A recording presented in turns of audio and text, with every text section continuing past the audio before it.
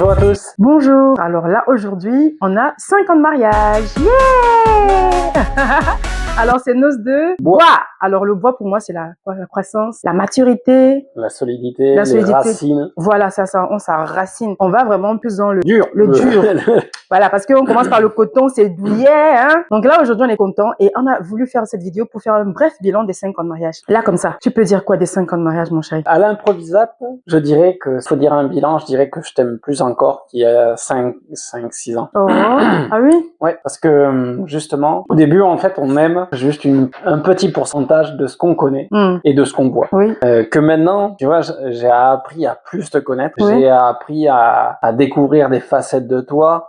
On a vécu plus longtemps ensemble et malgré ce que tu connais de moi, tu as fait le choix encore de rester avec moi, de m'aimer parce que le mariage c'est ça, l'amour c'est ça, c'est un choix. Exact. Parce que c'est pas toujours rose. Chacun a ses défauts et du coup c'est comme une colocation, donc ça entre des fois en conflit quoi. Parce qu'un tel il a pas fait la vaisselle, comme dans une colocation, vous savez, c'était son rôle ou c'était le mien. Aujourd'hui c'est pas que ça, comme ça, mais c'est un peu comme ça. Donc c'est voilà. Donc au final, j'ai appris à te découvrir. Tu as appris des choses de moi. Il y a plus de solidité. J'aime bien cette image des racines. Oui, j'aime beaucoup la symbolique du bois. Pour moi, là comme ça, je dirais vraiment merci à Dieu parce que j'avais quand même la crainte de me louper dans le choix. Et je suis bien contente de ne l'avoir pas fait parce que j'ai été avec la bonne personne. J'ai été vraiment avec j'ai une bonne équipe, donc Dieu et moi, qui m'a orientée dans le choix. Et aujourd'hui, après 5 ans, quand je fais le bilan, je me dis avec ce qu'on a traversé, si j'avais été avec quelqu'un d'autre, cette personne serait partie. Ouais. Parce que j'ai des cas autour de moi, sans vouloir vraiment entrer dans les détails, qui ont été dans des situations difficiles et il y a eu des séparations. Et moi, Dieu m'a épargné. En fait, pour la petite histoire, quand je vois mes maternités, à chaque fois, c'était la cata. Vraiment, j'étais très malade. J'ai été malade au point de frôler la mort. Et pendant les grossesses, à chaque fois, j'ai besoin d'assistance. Même pour la toilette. Vraiment, c'était compliqué, c'était horrible. Je ne le souhaite à personne. Et donc, lui, il était là présent, il s'occupait de moi. Et je me dis, waouh, cet homme, si c'était pas la bonne personne, s'il ne m'aimait pas vraiment, il serait là, il serait fatigué, il serait parti. Bien que ce sont ses enfants, hein, parce qu'il y a des personnes qui partent, mais ils s'en foutent, ils n'ont pas ce souci-là. Donc, je bénis Dieu pour cette assistance du premier mois. Moi, dès que je sens que je suis enceinte, du premier jour de la découverte de la grossesse jusqu'à ce que j'accouche, c'est long et c'est compliqué. On a eu 2 bébés et c'était compliqué. Et dans le bilan aujourd'hui, c'est que je dis merci à Dieu d'avoir été avec la bonne personne pour traverser cette période-là. Si j'avais pas été avec lui, je crois que même moi-même, je ne serais pas arrivée. Ouais, d'avoir le bon coéquipier. Voilà, le bon coéquipier parce qu'il m'a soutenu, qui a été là quand j'étais faible, j'étais pas bien. Allez hop, il prend le relais, il dit ça suffit. Il prend l'autorité, il prend la prière, il se met vraiment à la brèche. Donc je dis merci à Dieu pour ça. Merci Seigneur, ouais. C'est vraiment, ouais. C'est comme dans une barque. Dans une barque, chacun a une rame et s'il y en a un qui rame pas, eh ben vous allez vite tourner en rond. Ah oui, c'est vrai, j'ai déjà fait l'expérience. Et quand l'un est fatigué, il faut que celui qui est encore en forme puisse prendre le relais en fait, pendant cette période-là. Et c'est là que tu vois que c'est très important, justement, d'avoir le bon partenaire pour les moments durs, pour les périodes quand tu es dans le fond de la vallée. Quoi. Et merci à Dieu d'avoir un mari qui fait la cuisine, qui fait la vaisselle, qui s'occupe des enfants, qui n'a pas besoin que oui, madame soit là. Et vraiment, je sais pas si c'est merci à sa mère. J'ai dit à tes parents merci, mais là je lui ai dit encore merci parce que c'est cette éducation, cette éducation précieuse là. J'en bénéficie et nos enfants bénéficient. Cet homme-là qui rentre dans la cuisine, il n'a pas peur, il n'a pas honte de retrousser les manches, de mettre le tablier, de faire à manger. Pas pour le jour, mais il faut la semaine, pour la semaine. Des fois, et là, aujourd'hui encore. Comme tout à l'heure, il m'appelle, j'ai fait la grasse mat. Il a dit, réveille-toi. J'ai dit, oui. Directement, il me dit, descends, j'ai fait la table et viens manger. J'ai dit, mais j'ai fait le reste de la quiche d'hier et tout. Il dit, j'ai fait à manger. J'ai dit, mais tu as fait à manger tu as fait quoi? Il dit, c'est la surprise. Descends, arrête de poser des questions. Mais oui. Non, il n'a pas crié. C'était pas qu'il a crié. Enfin, moi, je parle déjà très fort de base. Mais il n'a pas crié forcément. Mais tu as dit. C'est une surprise, bien. C'est une surprise, viens. Pose pas parce que j'étais en mode, mais qu'est-ce qu'il a préparé? Je descends, la table est faite. Il a fait un beau repas avec le canard comme j'aime bien, avec le cassoulet. Je me suis dit, mais. C'est maison. Mais comment, tu as préparé quand? Il a eu le temps de déposer les enfants à l'école, enfin, j'étais en mode, j'ai fait le bon choix. Forcément, il n'y a pas besoin de faire forcément de la grande cuisine, mais non, pas besoin de pouvoir soulager l'autre quand c'est possible. J'ai béni Dieu aussi pour ça, d'avoir un mari qui s'implique dans les tâches ménagères, qui s'intéresse vraiment qui s'implique dans la vie des enfants. Et pourtant, quand tu m'as connu, c'était pas gagné, les tâches ménagères. Tu te rappelles pas quand on s'est connus la première fois que t'es arrivé que t'as vu mon appartement. Oui, oui. J'ai dit, oh, bon, ok, là, je vois un peu dans quoi je vais m'investir. Hein. C'était pas trop ça, c'était bordélique.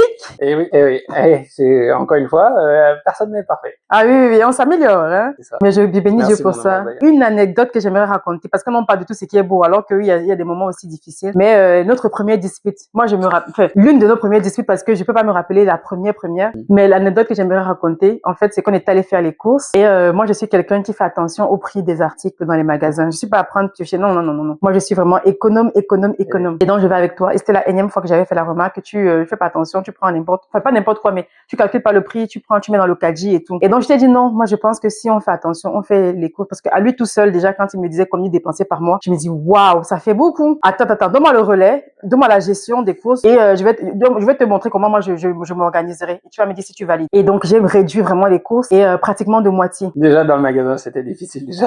On s'est entendu avec Godefroy. Et on a le magasin. C'était le soir, un samedi soir. Il prend des articles. Pour moi, je trouve que la marque, c'est bien. Mais il y a des articles à moindre coût qui font le même taf, parfois même mieux. Ouais, et ouais. donc lui, en fait, il est quelqu'un qui travaille depuis. Il est célibataire, n'a pas de charge. Et c'est quelqu'un, voilà, les hommes, c'est ça, hein. Prend juste, clac, il met dans le texte. Je dis, mais non. Et il me dit, et on se fâche. Parce que lui, il veut acheter certaines choses. Je trouve pas que c'est nécessaire. Et après, à des prix vraiment exorbitants. Je dis, mais non, prenons plutôt ça. Allez, ça commence. Et quand on sort du magasin, on se rend compte que, en fait, à la caisse, le tarif, le montant était beaucoup plus gagné genre 200 ou 300 euros par rapport à mes courses. Par rapport à ses courses. Donc, quand je suis venue dans sa ville, il était, par exemple, je prends un exemple, il était à 600 euros par mois. Mais moi, encore une fois, l'argent, c'était pas je voyais le gars, mais sur le coup, je me disais, mais l'argent, c'est pas pour... Bon, au moins, il y a des produits de qualité, tout ça. Mais en fait... Donc, on s'est rendu compte qu'effectivement, on avait gagné, on avait genre 600 euros, il dépensait par mois. Moi, je suis arrivée, on était maintenant à 400 euros. Et donc, ce jour-là, on était fâchés. Il était fâché parce qu'il voulait pas, voilà, il était pas content. Pas les articles que j'avais voulu, ouais. Voilà. Et donc, on s'est séparés en queue de poisson. Et donc, on était rentrés dans le magasin, main dans la main, très contents. Et en sortant, c'était chacun sa direction. Mais bon, on s'est retrouvés dans la voiture au parking parce qu'il fallait bien qu'on rentre ensemble. Et donc, c'était vraiment ce problème qu'on avait au départ. Et l'autre point aussi, des disputes qu'on avait, avec mon mari, c'est qu'il est très proche avec sa maman. Il est super proche. Donc, il y a des choses que je découvrais quand il parlait au téléphone avec sa mère. Je dis, mais en fait, il va peut-être parler à maman d'une situation. C'est ça aujourd'hui dans la journée. Voilà. Maman, il y a eu ça au travail. Mon collègue m'a dit ça. Tu te rends compte que mon chef, il a fallu que j'avais fait ci. C'est pas à ce point-là, mais il y a en fait... mais je suis là à la maison avec toi. Tu m'en as pas parlé. Tu appelles ta mère. Je dis, par contre, ça va changer. Je suis maintenant là. Si tu as un problème, tu as un souci, tu veux te confier ou quoi. Et je suis là. Et il a commencé à travailler ça. Franchement, aujourd'hui, c'est plus pareil. Donc, c'est aussi l'une des choses, la maturité, quand je dis l'évolution dans la relation. Oui, au début, je suis arrivée dans sa vie, c'était son amie, c'était sa mère. C'est normal. Donc, il faut aussi être patient et aussi se donner. Je suis arrivée dans sa vie comme ça et je me dis, je suis maintenant là. Maman est là, mais sache que je suis là si tu as besoin de parler. Mon rôle d'épouse, il est pour tel sujet. T'écouter, je suis là, voilà. Donc il y avait du mal. Pour le couple, un cadre pour le fils et maman. Et aujourd'hui, voilà, c'est même plus d'actualité. Très vite, hein, ça s'est résolu. Il a été vraiment, il a coopéré et il a compris. Donc il a dit. J'ai eu du mal parce que c'était ma confidente en fait, pas pour tout quand même, mais ma confidente pour certaines choses. Et j'ai eu un peu de mal. Mais en fait, c'est ça aussi en tant que couple, le cadre change. Oui. Donc vous êtes plus célibataire, vous avez une façon de communiquer qui va changer. Vous allez avoir des choses qui vont changer. Et quand t'es pas habitué, en plus moi j'avais toujours été célibataire, j'avais jamais été en couple avec qui que ce soit, donc c'est ça. Voilà, donc en tout cas les 5 ans qu'on a eu, je bénis Dieu pour l'avoir dans ma vie et je prie encore pour au minimum 85 ans ensemble. J'avais plus penché sur 115 moi. Et bon, après, quand on vivait comme Moïse dans la Bible, hein, 120 ans. Mais si on est en forme comme ça, moi ça me va, même plus en forme d'ailleurs. Amen, amen, qu'il en soit ainsi. Allez, on va vous laisser, on va vraiment vous souhaiter d'être heureux. Pour ceux qui sont pas encore mariés, vraiment, de ne pas avoir peur du mariage, de ne pas écouter ce qu'on dit par rapport au mariage, comme quoi le mariage est dur, le mariage, franchement, ça vaut pas la peine. Quand on se marie, on finit par divorcer. Non, le mariage est bien. Moi, je sens et je sais. Et je le dis parce que j'ai quand même 5 petites années, hein. Je me permets, je crois que j'ai la légitimité et le droit, hein. Mais pas avec le plus fort. Il abuse. Et j'aimerais que, voilà, toi qui m'écoutes, que tu te dises que voilà, le mariage, tu peux être heureux. Tu peux être heureuse dans le mariage. Il faut simplement que tu choisisses d'être avec la bonne personne. Et le choix, c'est entre tes mains. La possibilité de reconnaître la bonne personne. Donc voilà. En tout cas, j'aimerais compris un peu avant de clôturer pour ces personnes-là qui sont pas encore mariées. Okay. On a le but. C'est pas encore déterminé. On ne sait pas quand ça va prendre effet. C'est encore en chantier. C'est une idée qu'on a en tête. On aimerait plus tard ouvrir une plateforme pour pouvoir susciter, comment je vais dire, permettre des rencontres entre célibataires chrétiens. Et pour ça, c'est beaucoup, ça demande beaucoup. C'est pas un projet pour juste une soirée, non. C'est des ça demande de destinées faire les choses qui sont mises en jeu, vraiment correctement. Ouais. que ce soit bien fait. Donc, on est en train de travailler là tout doucement sur ce projet. Vraiment, on vous a dans notre cœur pour ces personnes qui ont demandé au début, en 2022, 2023, pensez à nous parce que nous sommes le fruit vraiment de ces efforts-là, d'une vision qu'un couple a eue à l'époque en créant un site de rencontre pour les chrétiens dans la francophonie. Et c'est comme ça que Dieu et moi, on s'est rencontrés. Et nous, à notre tour, on aimerait aussi tendre la main à ces personnes célibataires dans la francophonie, peu importe depuis où tu te trouves et tu espères, tu aspires au mariage. Et donc, voilà, on sait pas comment, mais voilà, c'est notre cri de cœur. Donc, n'hésitez pas à proposer, hein, peut-être que qui sait, proposer des idées. Ouais. des idées. Comment vous penseriez que ça serait bien comment ça se passe entre chaque célibataire? Il y a plein d'idées, donc je suis sûr que dans la communauté... Parce que dans la vraie vie, moi j'ai été entremetteuse 8 fois. Oui, ça c'est une autre histoire que je vous raconterai. Oui. Entremetteuse 8 fois. Et voilà, il y a des personnes qui sont en couple, ils sont mariés, ils ont été justement le fruit des présentations. Donc j'aimerais aujourd'hui mettre cette possibilité avec mon mari sur la table. On vous laisse et on vous prie de baisser la tête, on va prier. Seigneur, merci pour...